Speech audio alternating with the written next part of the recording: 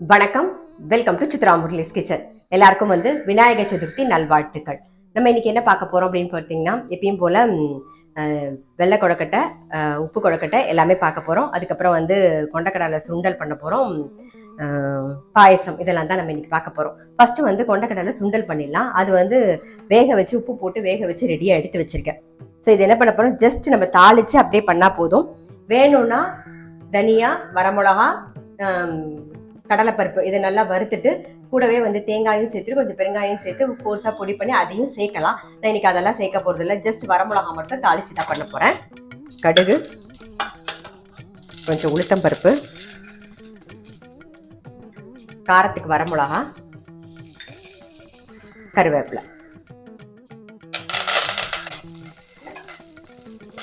வேக வச்ச கொண்டக்கடலையை சேர்த்துக்கலாம். தேங்காய், கொஞ்சமா பெருங்காய பொடி.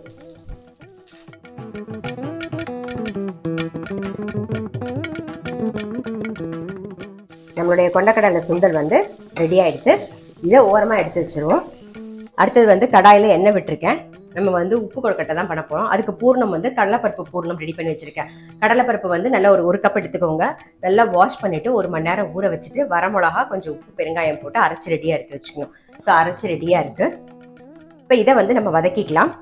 கொஞ்சமாக எண்ணெய் விட்டுருக்கேன்.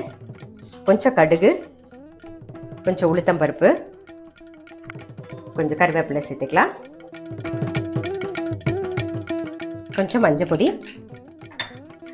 இப்போ அரைச்சி வச்சிருக்கதை கொஞ்சம் வதக்கிக்கலாம். நம்ம ரொம்ப உதுருதுரா வதக்கணும்னு அவசியம் இல்லை. நம்ம இதை திருப்பி ஆவியில வேக வச்சுதான் இருக்க போறோம். அதனால ஜஸ்ட் கொஞ்சம் எண்ணெயில வதங்கினா போதும். கொஞ்சம் கொத்தமல்லி போட்டுக்கலாம். பாருங்க, இந்த அளவுக்கு வதங்கினா போதும். நமக்கு அப்பதான் பிடிச்சி உள்ள வைக்க முடியும். ஆஃப் பண்ணிடலாம். ஒரு 3/4 பாகம் வதங்கினா போதும். இதை ஆஃப் பண்ணிடுறேன், ஆறட்டும். இப்போ பேன் வச்சிருக்கேன். அடுத்தது நம்ம தேங்காய் பூர்ணம் தான் பண்ண போறோம். அதுக்கு ஒரே 1 ஸ்பூன் நெய் விட்டு தேங்காயை லைட்டா வறுத்து எடுத்துக்கலாம். வறுத்துன்னா அந்த நெய்ல பெரட்டி எடுத்துக்கலாம்.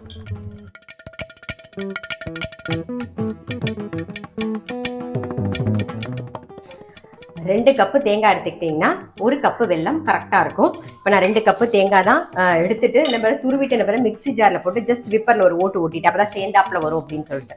அவ்வளவுதான், பாருங்க சேர்ந்தாப்புல இருக்கு. இந்த அளவுக்கு நெய்ல பிரட்டினா போதும். இதை எடுத்துடலாம். நாம வெல்லம் கரைச்சி வச்சிருக்கேன், அதை வடிகட்டி எடுத்துக்கலாம். கொஞ்சம் ஏலக்காய் பொடி. வெள்ளைப்பாகு நல்லா கொதிக்கட்டும். இது நல்லா கொதிச்சிருது. இப்போ தேங்காயை சேர்த்துக்கலாம். நாம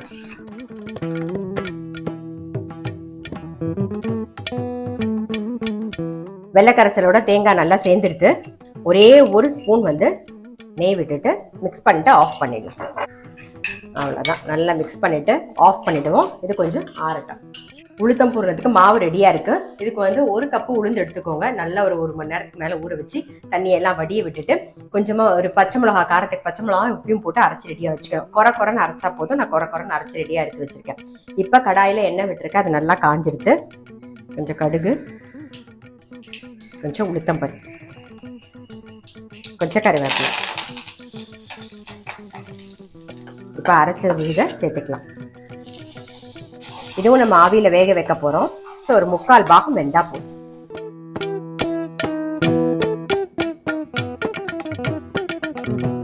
ஒரு 3/4 பாகம் வதங்கிருக்கு பாருங்க, வெந்திருக்கு பாருங்க, தெரியுதா?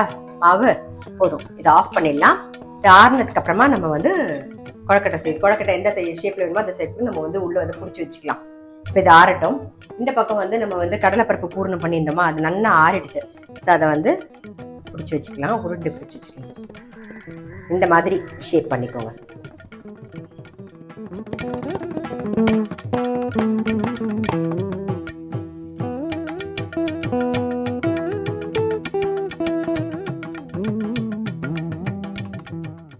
உளுத்தம் பூர்ணமா அடிச்சு அதுவும் நம்ம பிடிச்சி வச்சுக்கலாம். என்ன ஷேப் வேணுக்குமோ அது. உளுத்தம் பூர்ணமும் ரெடி பண்ணி வச்சாச்சு. நெக்ஸ்ட் அப்பம் தான் வாக்க போறோம். இதுக்கு 1 கப்பு மாவு பச்சரிசி எடுத்துக்கோங்க. அதுல ஒரே ஒரு சின்ன கரண்டியில உளுத்தம் பருப்பு, ஒரு 2 டீஸ்பூன் வெந்தயம் போட்டு நல்லா ஊற வச்சுட்டு அதுக்கு வந்து நல்ல ஒரு கப்பு அரிசிக்கு வந்து ஒரு 2 கப்பு வெல்லம் கரெக்டாக இருக்கும். வெல்லம் வந்து கல் மண் இல்லைன்னா அதோட சேர்த்து போட்டு நீங்கள் அரைச்சிடலாம். அப்படி இல்லைன்னா கொஞ்சம் வந்து தண்ணி விட்டு கொஞ்சமாக தண்ணி விட்டு கரைச்சிட்டு அந்த தண்ணியை சேர்த்து அரைச்சிக்கோங்க. இப்போ அரைக்கும் போதே ஏலக்காயும் சேர்த்துக்கோங்க. ஒரு அரை வாழைப்பழம் இருந்தால் கூட போதும். நம்ம உளுத்தம் பருப்பு போடுறதுனால நல்லாவே உளுத்தம் வெந்தயம்லாம் போடுறதுனால நல்லாவே பொங்கியே வரும். ஸோ அரை வாழைப்பழம் இருந்தால் கூட போதும். இதெல்லாம் சேர்த்து நல்லா அரைச்சிட்டு முதல் நாளே வச்சுட்டு இந்த மாதிரி நல்லா பொங்கி வரணும். பாருங்க மாவு பார்த்தீங்கன்னா தெரியும் கன்சிஸ்டன்சி தெரியுதா? இதோட ஏலக்காயெல்லாம் சேர்த்து போட்டு அரைச்சாச்சு. நமக்கு வேணும்னா தேங்காய் சேர்த்து அரைச்சிக்கலாம். நான் வந்து தேங்காயை மேலாக தான் போட போறேன். ஸோ தேங்காய் கொஞ்சம் சேர்த்துக்கலாம். ஒரே ஒரு ஸ்பூன் நெய். எப்பயுமே மாவுல நெய் விட்டு வாத்துருங்க. இந்த பக்கம் வந்து அப்பக்கல் வச்சிருக்கேன். அது நல்லா காஞ்செடுத்து மிக்ஸ் பண்ணிட்டு விட்டுடலாம்.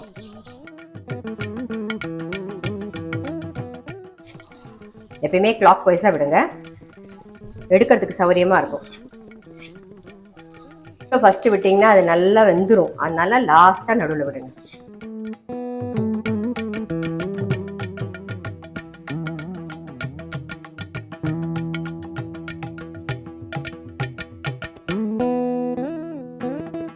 திருப்பி போட்டுடலாம்.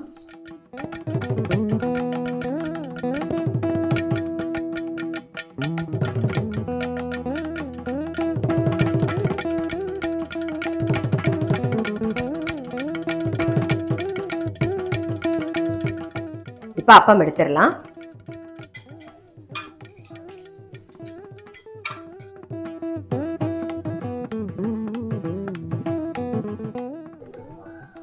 அடுத்த செட்டு மாத்திரலாம்.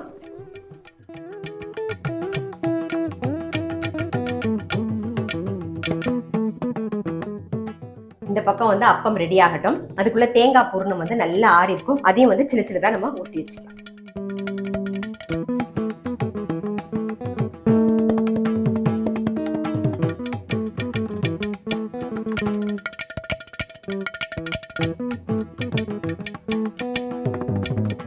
இப்போ கொழக்கட்டைக்கு மேல் மாவு தான் நம்ம கலர போகிறோம். அதுக்கு வந்து ஒரு கப்பு வந்து மாவு பச்சரிசி எடுத்துக்கோங்க. அதை நல்லா ஊற வச்சுருங்க. நைட்டே ஊற வச்சுட்டு காலையில் நல்லா வடிகட்டிட்டு நல்லா நைஸாக வழுமூணா நல்லா அரைச்சிட்டு, இதை நம்ம கரைச்ச மாவு தோசை எல்லாம் வைப்போம் இல்லையா, அது மாதிரி நல்லா கரைச்சிக்கோங்க தண்ணி விட்டு. அப்போதான் மாவு நல்லா வேகும். இப்போ இந்த கடாயில் வந்து எண்ணெய் விட்டுருக்கேன். இது வந்து கொஞ்சம் நல்லா சைடு எல்லாமும் எண்ணெய் தடவி வச்சுக்கோங்க. அப்போதான் உங்களுக்கு ஒட்டாமல் கரெக்டாக நல்லா உருண்டு வரும்போது கரெக்டாக இருக்கும். இப்போ வந்து இதில் வந்து ஒரு 2 ஸ்பூன், கிட்டத்தட்ட ஒரு 2 ஸ்பூன் தான் இருக்கும், சின்ன ஸ்பூனில் எண்ணெய் விட்டுருக்கேன்.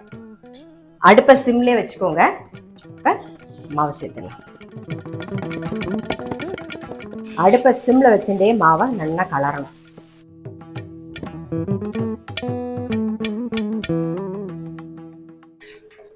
மாவு பார்த்தீங்களா நல்லா வெந்து வந்துட்டு இருக்கு. இப்படி தேய்ச்சி தேய்ச்சி நல்லா கலரி விடுங்க. அப்பதான் உள்ளேயும் நல்லா வேகும்.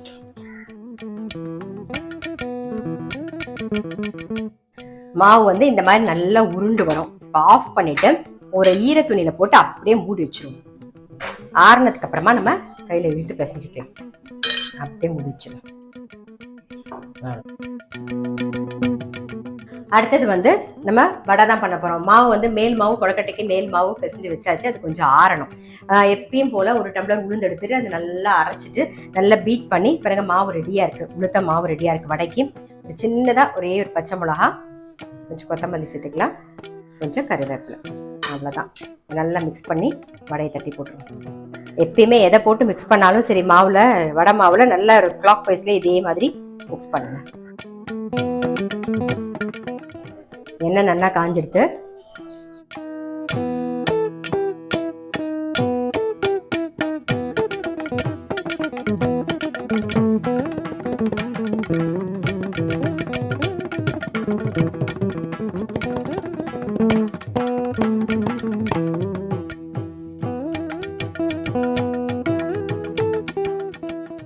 வடை ரெடியா எடுத்துடலாம்.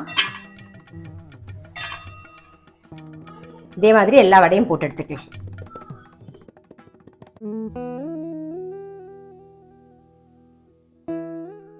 மாவு கொஞ்சம் ஆறி இருக்கும், நம்ம இழுத்து பிசைஞ்சிக்கலாம். தேவையானதை மட்டும் எடுத்துப்போம். அப்படியே மூடி வச்சிடலாம். திரும்பவும் இந்த மாதிரி நல்லா இழுத்து பிசைஞ்சுக்கோங்க.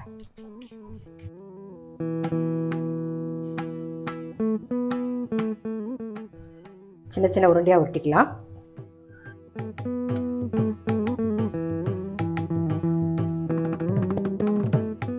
அழகா சொப்பு பண்ணிக்கலாம்.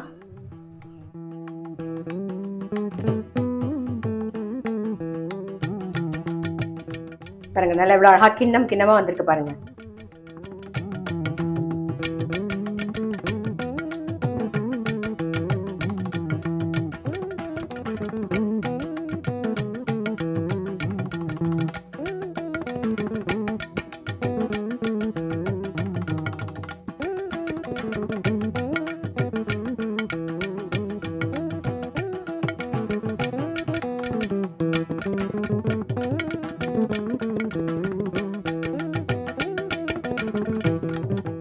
இதை ஆவியில வேக வச்சு எடுத்துடலாம்.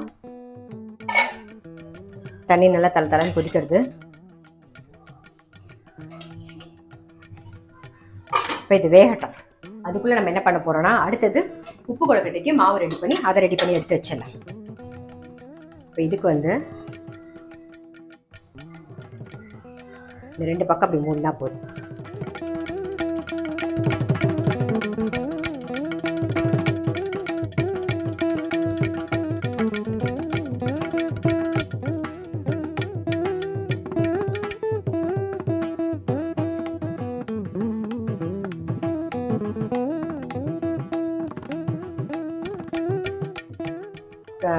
உப்பு கொழுக்கட்டைக்கும் ரெடி பண்ணியாச்சு. இந்த பக்கம் ஸ்வீட் கொழுக்கட்டையும் நல்லா வெந்திருக்கும், எடுத்துருவோம்.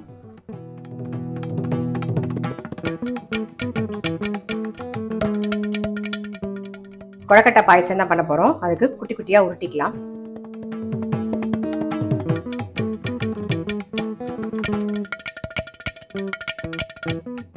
நல்லா ஆறி இருக்கும், எடுத்துடலாம் நாம.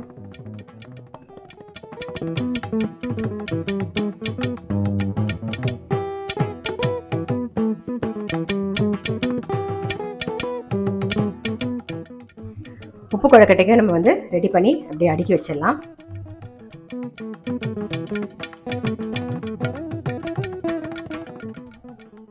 இந்த பக்கம் வந்து உப்பு கொழுக்கட்டையை ஆவியில வேக வச்சு எடுத்துடலாம். வேகட்டும். ஒரு 2 டம்ளர் பால் விட்டுருந்தேன், அது நல்லா காஞ்சிருக்கு. நம்ம வந்து கொழுக்கட்டை பாயசம் தான் பண்ண போறோம். கொழுக்கட்டையை உருட்டி வச்சிருக்கேன் பாருங்க, அதை அப்படியே சேர்த்துருவோம். சேர்த்துட்டு கலரி விட வேண்டாம், தானாவே அதுவே வந்து மேலே வந்துடும். பாருங்க நம்ம கலரவே இல்லை. இந்த கொழுக்கட்டை உங்களுக்கு தெரியுதா கண்ணுக்கு? பாருங்க தானாவே அப்படியே மேலே வந்திருக்கு பாருங்க. எப்பயுமே போட்டுட்டு நம்ம கலரக்கூடாது, அதை அப்படியே விட்டுட்டோம்னா அது வெந்து தானாவே மேலே வந்துடும். இப்போ இதுக்கு ஏலக்காய் பொடி சேர்த்துலாம். சர்க்கரையும் சேர்த்துருவோம்.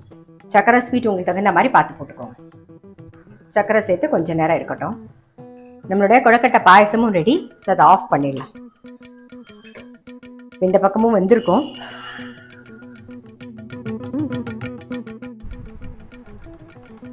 நம்மளுடைய ஸ்வீட் கொழுக்கட்டை அதுக்கப்புறம் உப்பு கொழுக்கட்டை ரெண்டுமே ரெடி.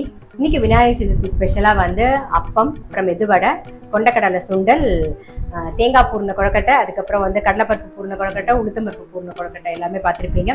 அப்புறம் கொழுக்கட்டை பாயசம் எல்லாம் பார்த்துருப்பீங்க. கண்டிப்பாக உங்கள் எல்லாருக்குமே ரொம்ப பிடிச்சிருக்கும். திரும்பவும் எல்லாருக்கும் வந்து விநாயகர் சதுர்த்தி நல்வாழ்த்துக்கள். நான் அடுத்த வீடியோவில் சந்திக்கிறேன்.